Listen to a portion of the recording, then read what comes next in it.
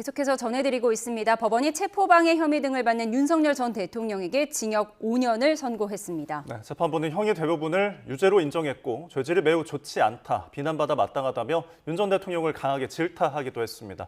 현장에 나가 있는 취재기자 연결해 보겠습니다. 이경국, 권준수 기자 전해주시죠. 네, 서울중앙지방법원에서 윤석열 전 대통령 체포 방해 혐의 사건 선고 관련 소식 전해드리고 있습니다. 앞서 내란 혐의 재판에서 사형 구형받았던 윤 전 대통령 오늘 조금 전 별도 사건인 체포 방해 혐의 등 사건 선고 공판에서 징역 5년형 선고받았습니다. 일단 선고 결과부터 권준수 기자가 정리해드리겠습니다. 네, 일단 크게 나눠보면 5개 갈래의 혐의가 있는데요. 대부분 혐의에 대해서 유죄가 인정됐다고 봐도 무방할 거로 보입니다. 먼저 국무회의와 관련해 살펴보면 재판부는 계엄 당시 국무위원 7명에게 윤 전 대통령이 국무회의 소집 통지를 하지 않아서 심의권을 침해한 직권남용 권리행사 방해 혐의가 인정됐습니다. 사후 계엄 선포문 작성과 폐기 혐의도 유죄라고 판단했고요. 지난해 1월 공수처의 체포영장 집행을 방해한 혐의도 유죄로 선고했습니다.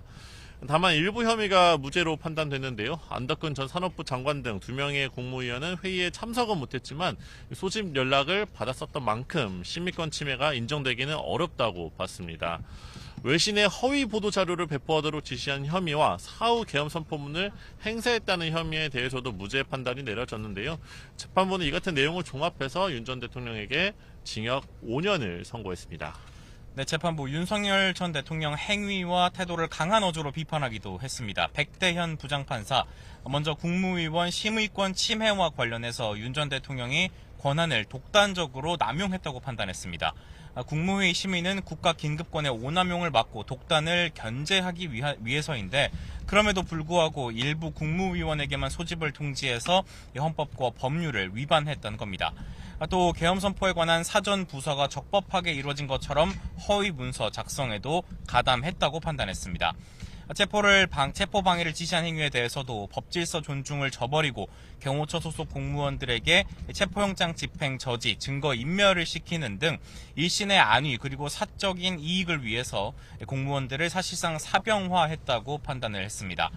재판부는 이를 통해서 정당한 공권력 행사를 무력화하고 국가 법질서를 침해하는 중대한 범죄를 벌여 죄질이 매우 좋지 않다고 질타했습니다. 그런데도 윤 전 대통령이 납득하기 어려운 변명으로 일관해 반성하는 태도도 보이지 않고 있다면서 훼손된 법치를 바로 세울 필요가 있어 엄벌이 필요하다고도 판시를 했습니다. 오늘 재판 2시부터 생중계가 이루어졌습니다. 법정 내부 모습도 실시간으로 살펴볼 수 있었는데요. 그렇다면 윤 전 대통령 반응은 어땠는지 권 기자가 정리했습니다. 네, 선고를 앞두고 법무부 호송차를 타고 법원 청사에 일찍 도착했던 윤 전 대통령이었는데요. 법정에 들어설 당시 평소처럼 남색 정장 차림이었습니다. 수용번호가 적힌 명찰을 달고 입장했는데요. 변호인단은 일어나서 윤 전 대통령을 맞이했습니다. 윤 전 대통령은 재판부에 인사를 한 뒤 피고인석 앞줄에 앉아 선고를 들었는데요. 선고 진행되는 도중에는 시선이 고정되지 못했고 초조한 듯한 모습을 보였습니다. 중간중간 눈을 질끈 감는 모습도 포착됐는데요. 다수 혐의에 대해서 유죄가 인정된다는 재판부의 설시가 이어지자 깊은 한숨을 내쉬기도 했습니다. 그리고 징역 5년이 선고된 뒤에는 얼굴이 붉어진 듯한 모습을 보였는데요. 윤 전 대통령은 선고가 끝난 뒤 변호인과 인사를 나누고 재판부에도 인사를 한 뒤 퇴장했습니다. 변호인단도 징역 5년이 선고되자 한숨을 내쉬는 모습이 저희 YTN 취재진에 포착됐습니다. 네, 윤 전 대통령 변호인들 재판이 끝난 뒤에 선고가 내려진 뒤에 바로 기자들 앞에 서서 입장을 전했습니다. 일단 유죄 판결 관련해서 대통령의 헌법상 권한 행사와 형사 책임의 경계를 지나치게 단순화한 결정이라고 재판부를 비판했습니다. 또 향후 어떤 대통령도 위기 상황에서 결단을 내릴 수 없게 될 거라면서 통치 행위를 언제든지 사후적으로 범죄로 재구성하게 될 위험이 있다고 주장하기도 했습니다. 그러면서 재판부가 급하게 결심 공판을 진행하고 선고 일자까지 잡았다면서 방어권에 대해 부당한 영향력을 행사했다고 주장하기도 했습니다. 이어서 형사재판은 정치가 아닌 법을 기준으로 했어야 함에도 정치화돼서 판단이 내려진 점에 대해 강력한 유감을 표한다고도 말했습니다. 이어 상급심에서 반드시 재검토돼야 한다면서 항소 방침을 밝히기도 했습니다. 그렇다면 특검이 오늘 선고를 어떻게 봤는지도 한번 살펴보겠습니다. 네, 특검은 선고 결과를 어떻게 봤는지 저희 YTN 취재진이 통화를 해서 입장을 들어봤는데요. 징역 5년 형량에 있어서 조금 아쉬운 면이 있지만 중요 혐의들에 대해 유죄 판단이 나온 점은 환영하는 모습이었습니다. 특수공무집행 방해 혐의 법정 상한이 5년인 만큼 가중 요인을 고려하면 이 체포방해 혐의에 있어서만 7년 이상 나올 거라 기대를 했다고 하는데요. 소집 통지를 받은 국무위원 2명의 심의권 위반과 관련해 무죄를 판단한 부분도 재판부가 법리적인 논리를 잘 맞췄던 건지 특검 내부적으로 검토한다는 계획입니다. 기존에 논란이 있었던 공수처 수사권 문제와 압수수색 영장 집행의 적법성 등에 대해선 증거 능력을 또 인정받았고 유죄가 선고된 점도 긍정적으로 평가했습니다. 특검은 오늘 재판이 다른 경호처 간부나 국무위원 재판에도 영향을 미칠 거라 보고 있는데요.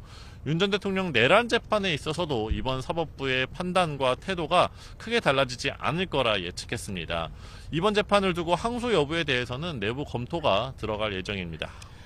네, 오늘 재판부 선고를 자세히 살펴보면요. 향후 선고를 앞둔 이 내란 재판의 어떤 판시 내용들을 미리 엿볼 수 있는 부분들도 찾을 수가 있었습니다. 중요한 전제 사실들에 대한 판단을 오늘 체포방해 혐의 사건 재판부가 미리 판단을 내렸습니다. 먼저 계엄 전 진행됐던 국무회의 관련해서 재판부는 윤 전 대통령이 국무위원 전원의 의견을 더 경청하고 신중을 기했어야 한다면서 사실상 절차적 하자가 있었음을 인정하는 듯한 판시를 내놓았습니다.